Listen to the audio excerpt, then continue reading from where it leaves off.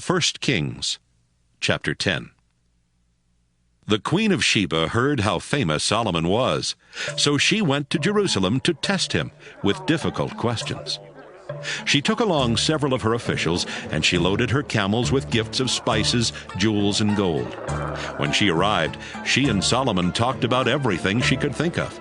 He answered every question, no matter how difficult it was. The queen was amazed at Solomon's wisdom.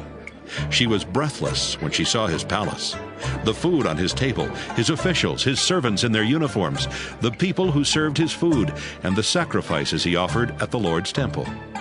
She said, Solomon, in my own country I had heard about your wisdom and all you've done, but I didn't believe it until I saw it with my own eyes.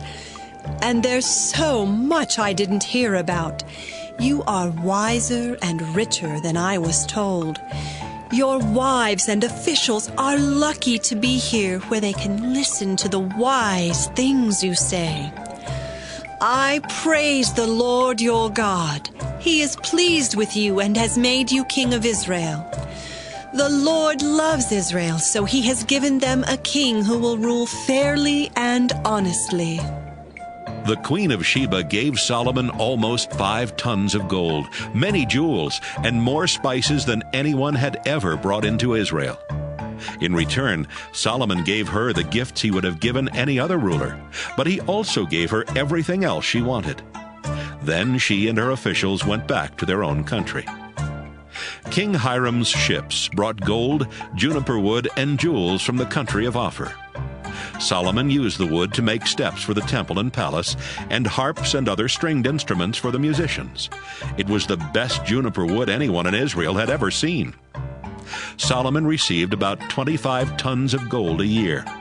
The merchants and traders, as well as the kings of Arabia and rulers from Israel, also gave him gold.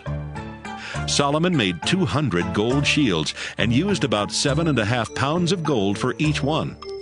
He also made 300 smaller gold shields, using almost 4 pounds for each one, and he put the shields in his palace in Forest Hall.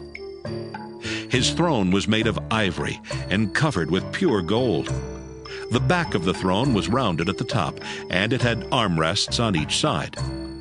There was a statue of a lion on both sides of the throne, and there was a statue of a lion at both ends of each of the 6 steps leading up to the throne.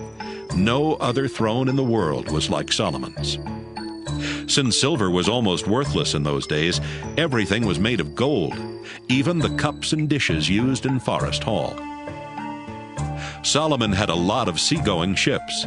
Every 3 years, he sent them out with Hiram ships to bring back gold, silver, and ivory, as well as monkeys and peacocks. He was the richest and wisest king in the world. People from every nation wanted to hear the wisdom God had given him. Year after year, people came and brought gifts of silver and gold, as well as clothes, weapons, spices, horses, or mules. Solomon had 1,400 chariots and 12,000 horses that he kept in Jerusalem and other towns. While he was king, there was silver everywhere in Jerusalem, and cedar was as common as ordinary sycamore trees in the foothills.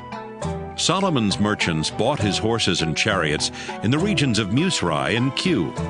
They paid about 15 pounds of silver for a chariot and almost 4 pounds of silver for a horse. They also sold horses and chariots to the Hittite and Syrian kings.